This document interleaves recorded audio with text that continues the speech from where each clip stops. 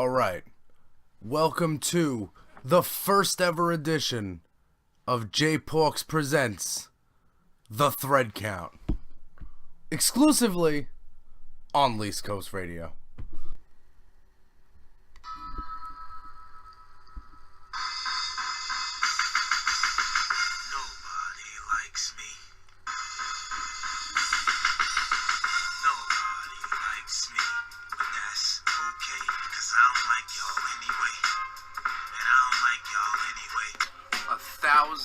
Mile journey begins with one step. Progressives took that step on November 6th. The journey's not over, but we took a step in the right direction. If you don't know what Staten Island is, it's like New York's abortion that lived. Did you see New York 11 elected a Democrat? New York 11 is Staten Island, the most Trumpian place in New York City. Elected a Democrat. Don't try to tell me it wasn't a wave. Robert Mueller isn't the only person investigating Trump now. We have the House Intel Committee is now chaired by Adam Schiff, and they have subpoena power. And he will use it.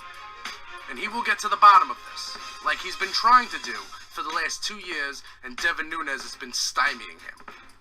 Devin Nunes is no longer the chairman. The midnight runs to the White House are over.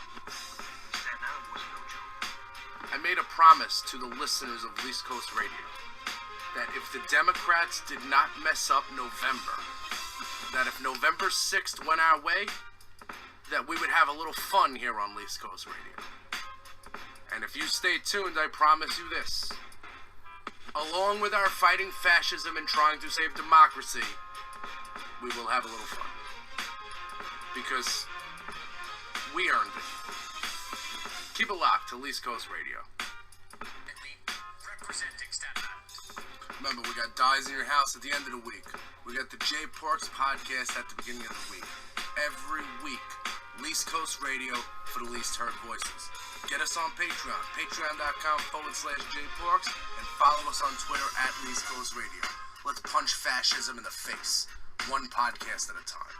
If you don't know what Staten Island is, it's like New York's abortion that lived. Representing Staten Island. Staten Island was no joke.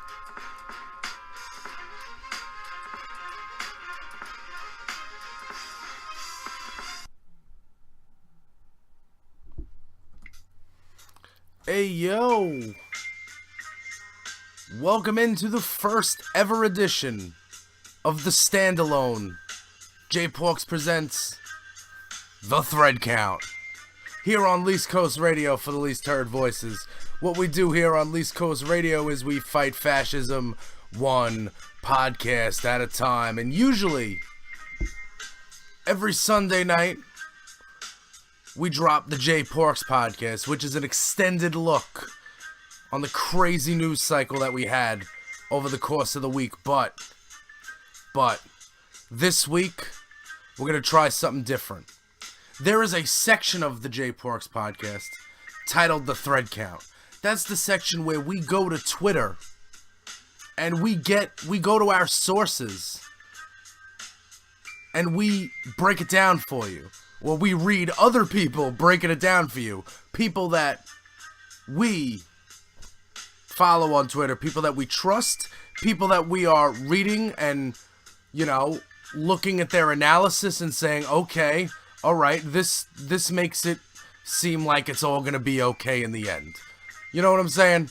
And these people, I'll name a couple off the bat right here. Like we have Greg Olear. Greg Olear is great, good personal friend of mine. He wrote a book called Dirty Rubles: An Introduction to Trump Russia, which is very timely right now with the Michael Cohen plea. We're going to get into that in 1 second with a friend of ours. We have Greg Olear. You can follow him on Twitter at Greg Olear. John Schuyler, follow at 20 Committee on Twitter. Follow Louis Mensch on Twitter at Louis Mensch. I'm not sure if it's Louis or Luis or Luisi, so we're just going to say Louis Mensch. Follow Eric Garland on Twitter. These are people. Follow Andrew Laufer from Law for Law. That's good stuff.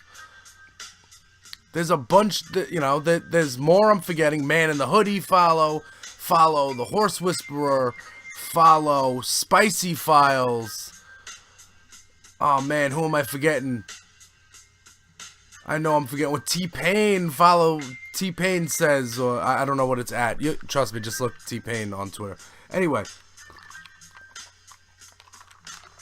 these people read the tea leaves for us. They read the articles for us, and they break it down for us.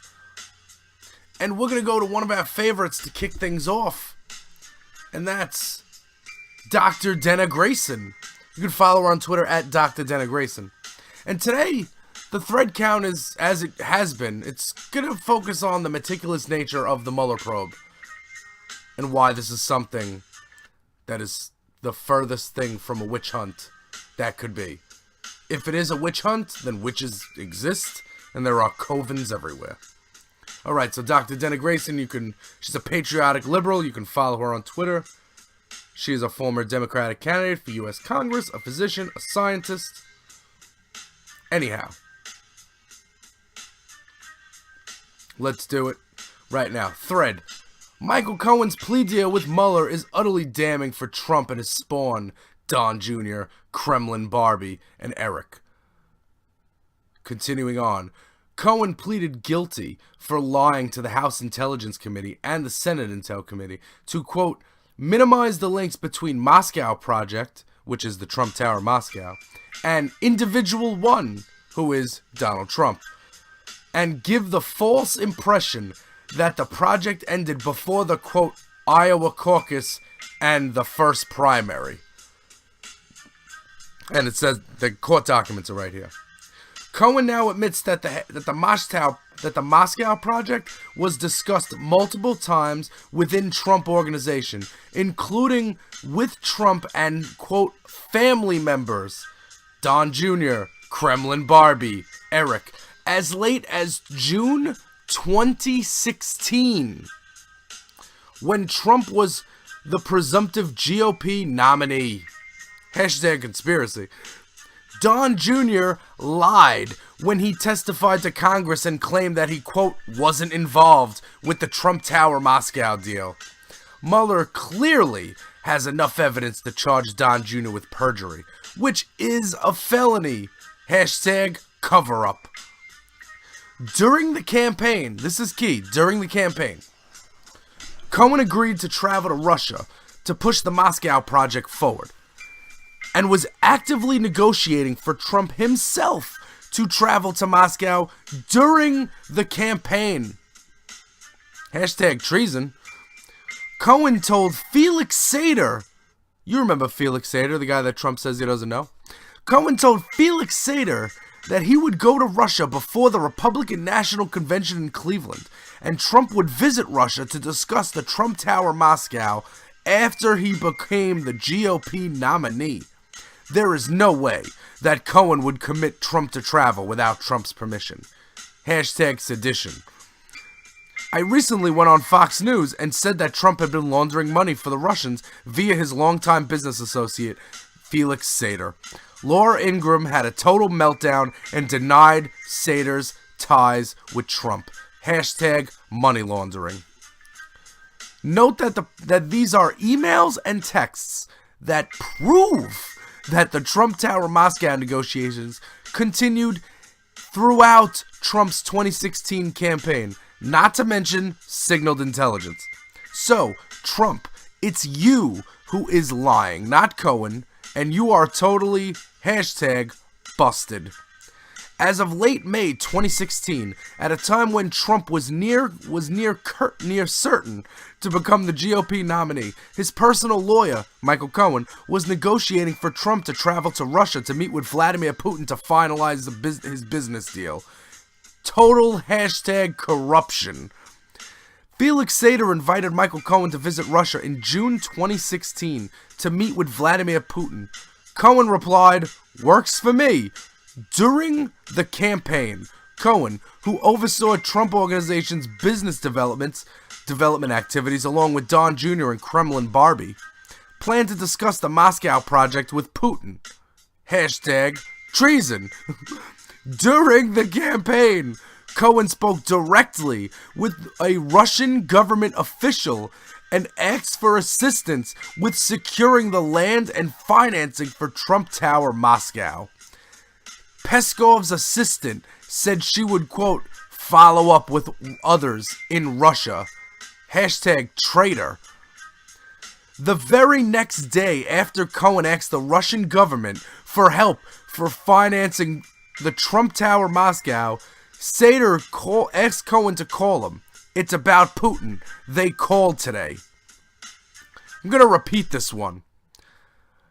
The day after Cohen asked the Russian government for help financing Trump Tower Moscow, Sater asked Cohen to call him. It's about Putin. They called today.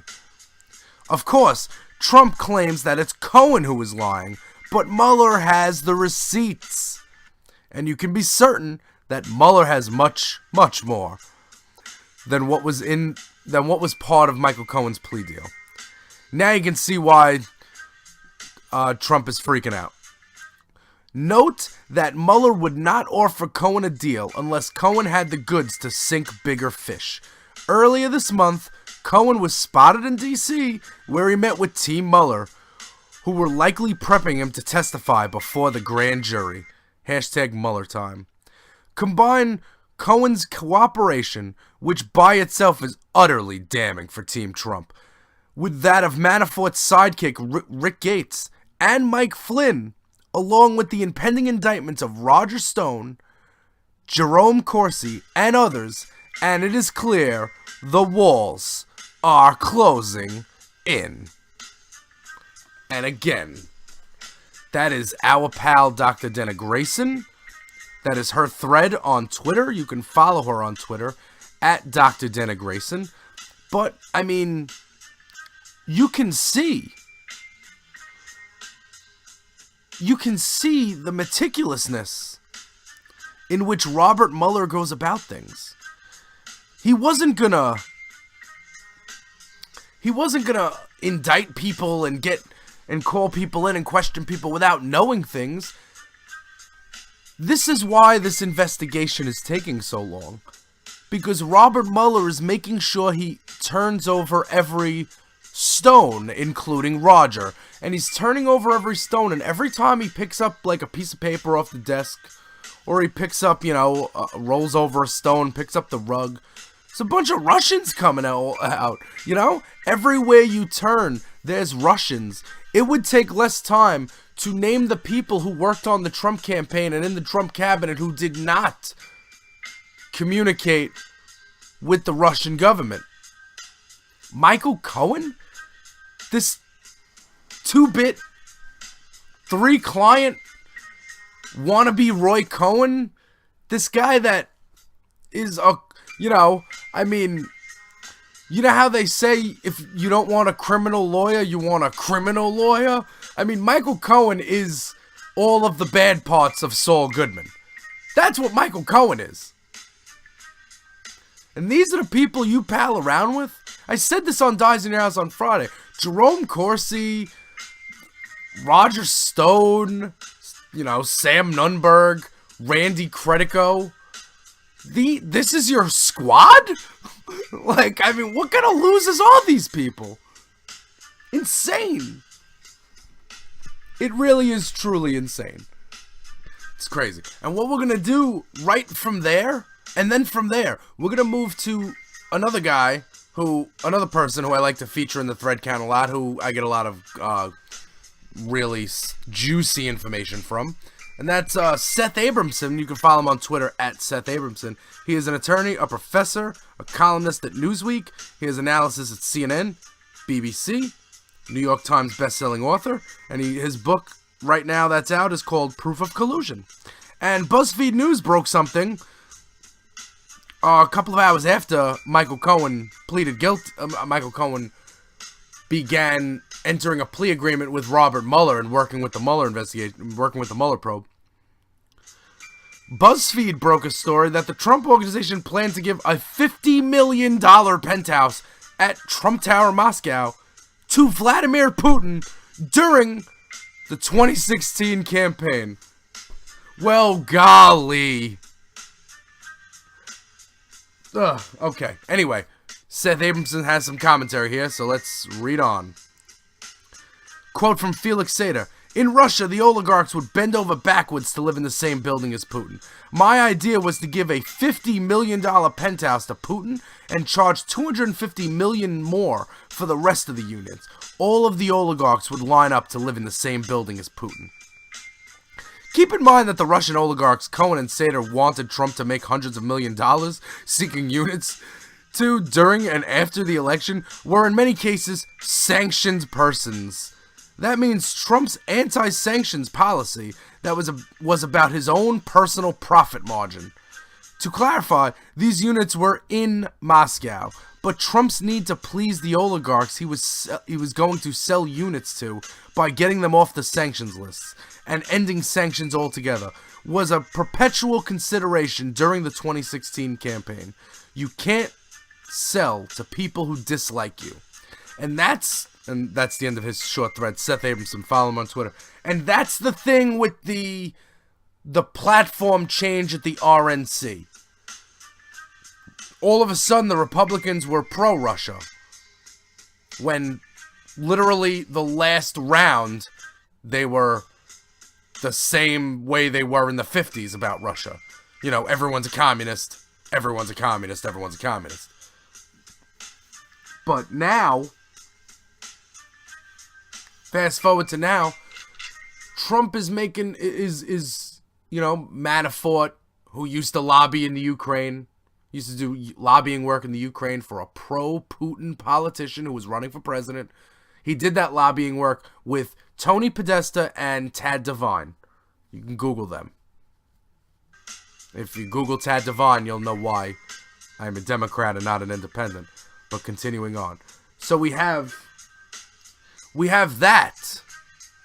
We have the platform gets changed because not only is Manafort, you know, pro-Putin, and maybe, you know, there could have been, maybe he's secretly, maybe there's some secret thing going on where Manafort is just pulling the strings. No. Trump was building a hotel and was going to give a $50 million penthouse to Vladimir Putin for free. Is that a quo or a quid or a pro? That's one of them, if not all of them. He's going to help me with the election. I'm going to give him a condo. It's brazen at this point. And this mofo is on the lawn saying, what? I wasn't elected. I was a candidate. I can do what I want. It's not about that. You said you weren't doing that. In 2015, you said you weren't doing that. And it's just constant lying to the American people. And I understand that's something this guy does, but I thought that you people voted for him because that's, you know, he tells it like it is. It's getting real hard.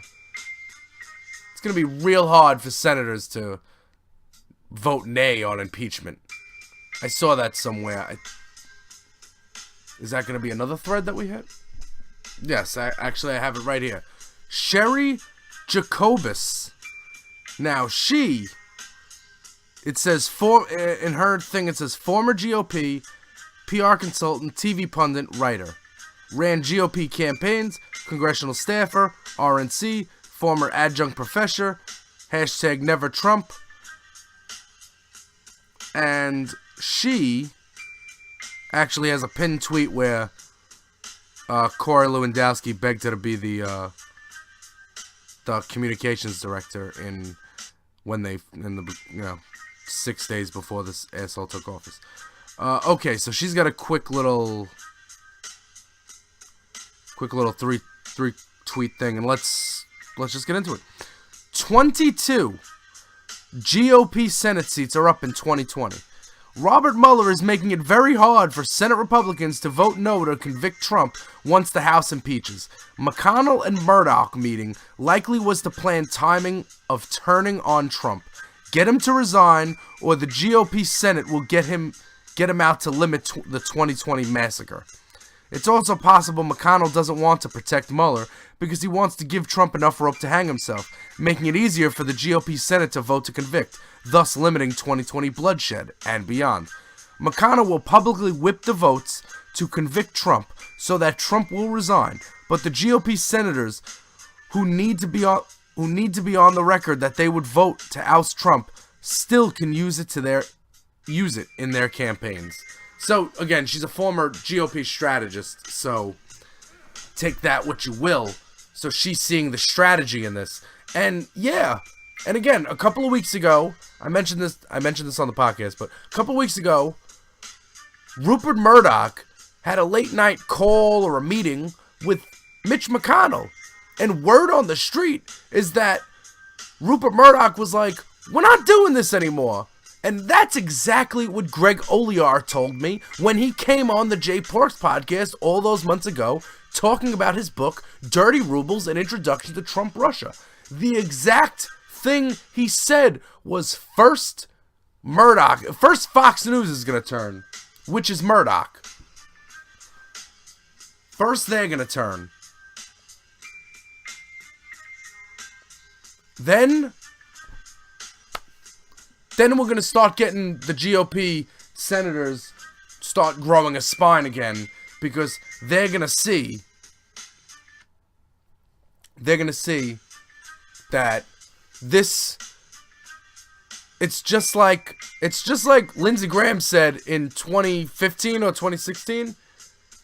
He said of the GOP, if we nominate Trump, we will get slaughtered, and we will deserve to get slaughtered. It may not have happened in 2016, but unfortunately, for everyone who stood by this guy, for everybody that thought, oh, he tells it like it is, oh, he's a businessman, oh, well, him and Hillary are like the same, except, they're really not at all the same. One is a treasonberry weasel.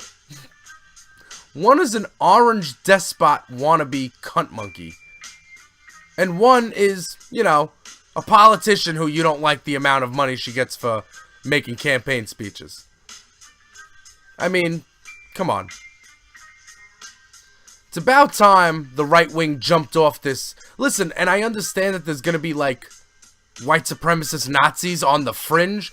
Those people are always going to be there. Just like how, I'll admit it, I'm not, no secret here. There are people that believe in liberal values that don't do things in a non-violent way. You know what I'm saying?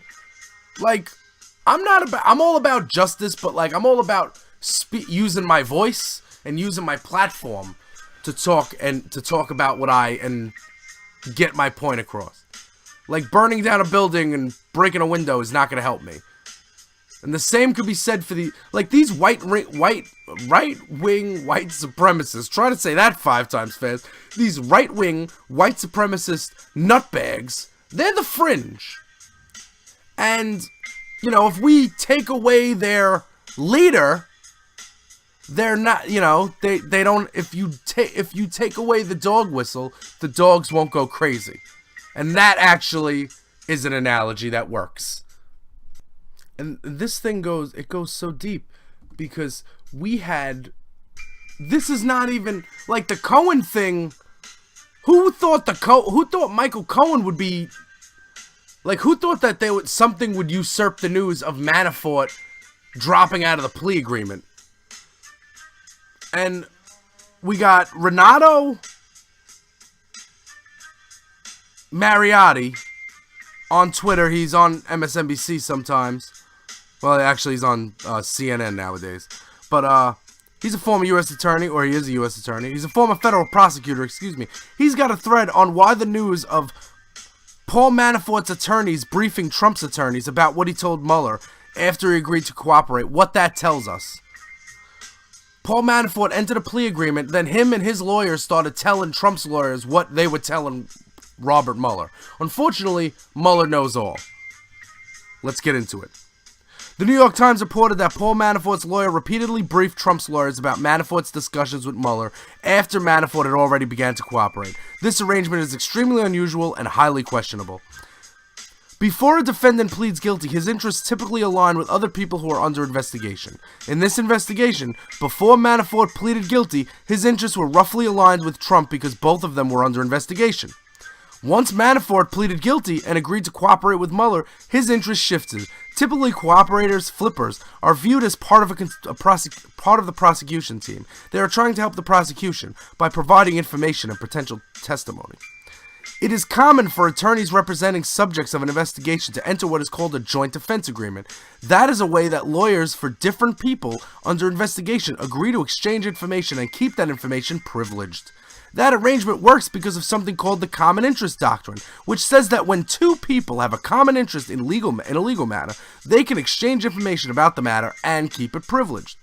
Those agreements are routine in complex white-collar criminal cases, and I often enter into those agreements with other attorneys when I represent people under investigation. And when I was a federal prosecutor, white-collar defense attorneys usually had those agreements. A common provision of those agreements, whether they're written or not, is that the person is required to notify everyone else that is a part of the agreement if their client agrees to cooperate with the government, because that ends the common interest.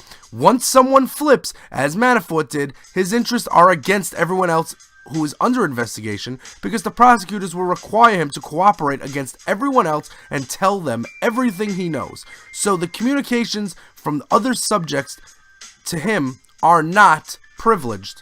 In this case, after Manafort flipped, Mueller's team rightfully believed that their conversations with him wouldn't be shared with other people under investigation. Manafort's decision to do so was highly deceptive and undermined Mueller's investigation.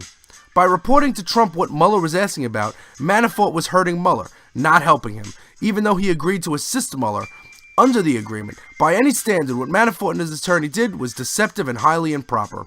Earlier today, during recording of the On Topic podcast with Joyce Vance, she said she would view communications with the Trump's team as a breach of the agreement. The episode will be out tomorrow. The episode was out Wednesday. I agree, but as I told her, I would go further if I was Mueller. Because Manafort had agreed to cooperate with Mueller, his attorney's communications with Trump's team were no longer privileged because they do not share common interest. Mueller should seek to discover the communications between Manafort's attorneys and Trump's attorneys. That would be a very tricky thing to do because those attorneys would resist, and putting them in this situation could disqualify them from representing their clients because they may have disclosed client confidences, which means their clients might have a claim against them. The mere threat of taking this action would usually dissuade any lawyer from continuing to engage in this activity, but it's already happened. What can be done now? While the attorneys did something highly unusual and likely unethical, it's generally not a crime on its own. This could be considered highly questionable judgment, but if this is part of a pattern of activity, you can imagine this being a part of a larger obstruction of justice case being made by Mueller.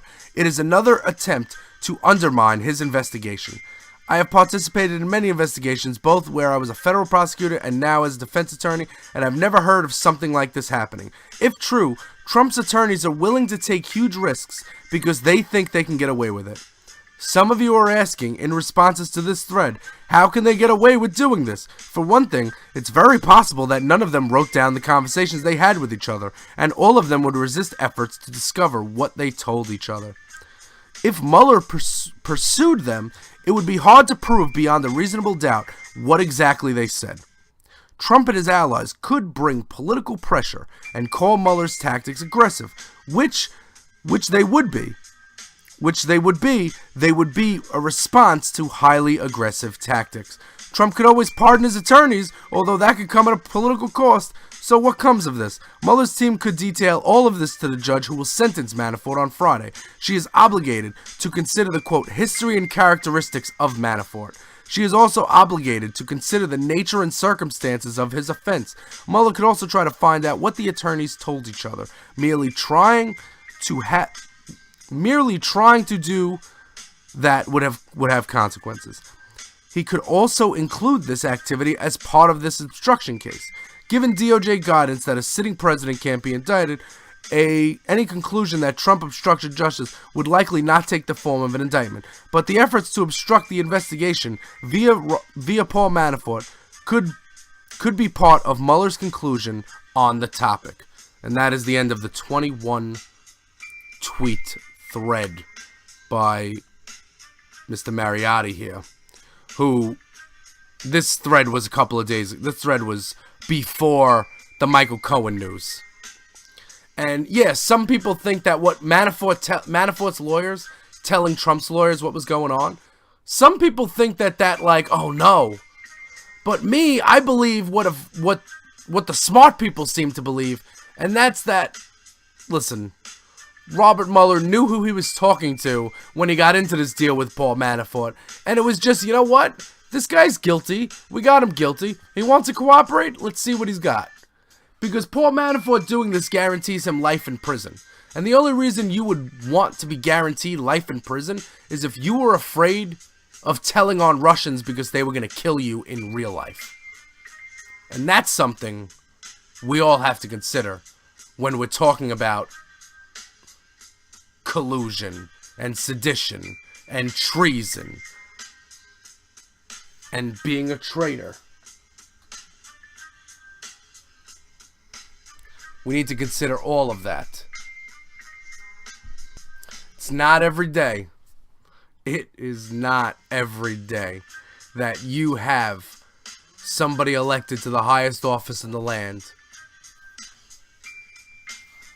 and was this much of a criminal. It's not every day. It's not any day. And we need to make sure that this never happens again.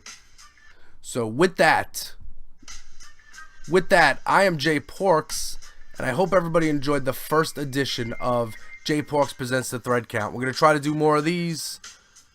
See if you guys like this.